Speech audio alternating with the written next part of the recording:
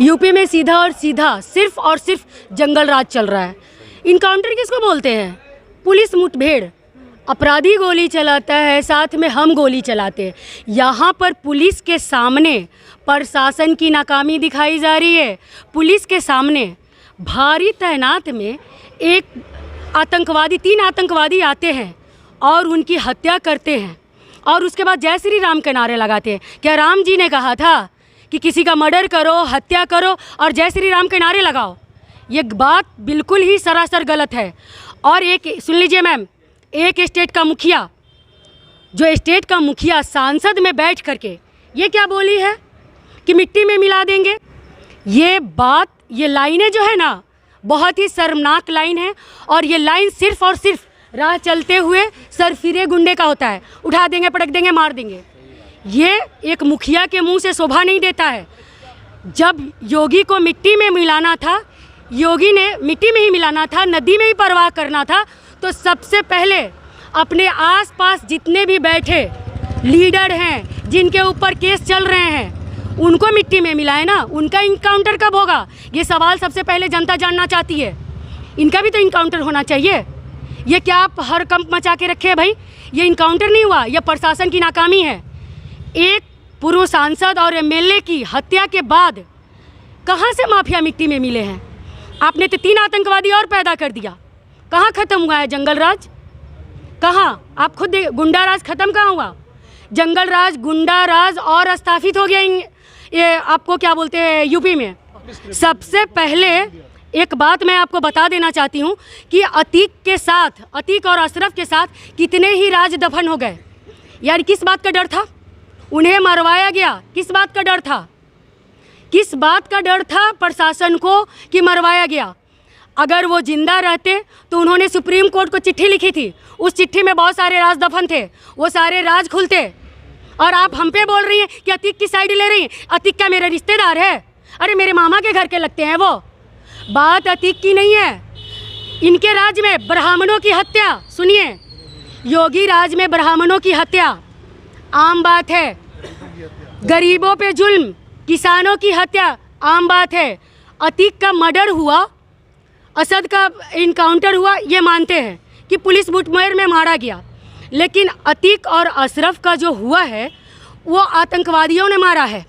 और आप बोल रही हैं कि हम अतीक का सपोर्ट कर रहे हैं। यहाँ सरासर लोकतंत्र की हत्या हुई है। ये राजतंत्र नहीं है मैम, ये लोकतंत्र है।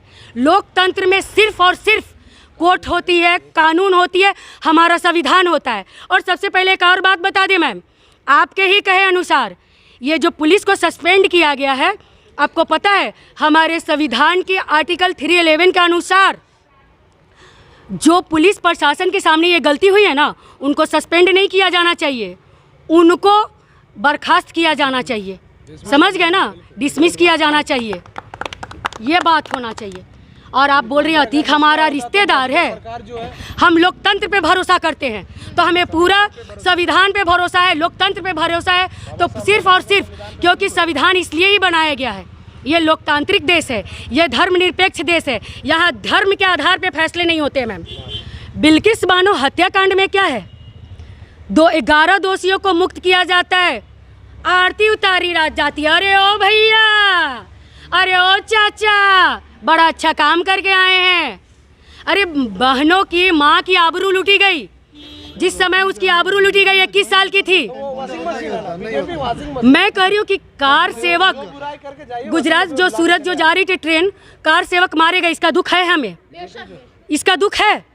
लेकिन उसमें ये जो बिल्किस बानो है उसका कोई दोष नहीं था। दोनों पक्ष के लोग मारे गए, उसमें इनका कोई दोष नहीं था। उनके परिवार के 7 लोगों को ख़त्म कर दिया जाता है और उनके साथ बारी बारी से बलात्कार किया जाता है।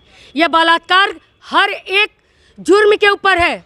ये आज मेरे साथ होगा, कल इनके साथ हो सकता है, किसी के साथ भी हो सकता है। और ये क्या करेंगे? बलात्कारियों के समर्थन में आरती उतारेंगे, नारे लगाएंगे। ये क्या मुंह दिखाने के? ये तो खुद मुंह दिखाने के काबिल नहीं है। और ये क्या बात करेंगे? और संसद में बड़े बड़े बोल, संसद में बड़े बड़े बोल। पहले अपने जितने भी आपने केसेस जो हटवाए हैं उनको भी उछालिए ना, उनको भी उछालिए ना। ये गुंडा राज दिखा रहे हैं, ये क्या है भाई? ये सब नहीं चलेगा।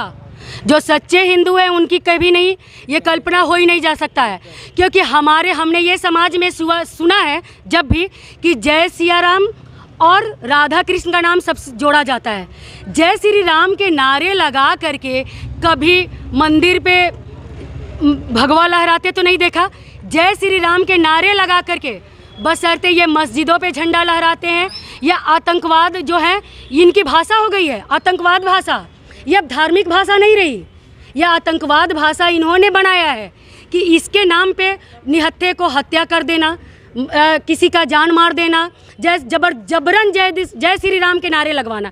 कभी भी एक बात आप बताइए, कभी किसी मुसलमान ने किसी निहत्थे हिंदू को पकड़ करके कभी अल्लाह अकबर के नारे लगा करके उन्हें मारा पीट किया है, मॉब लिंचिंग किया है?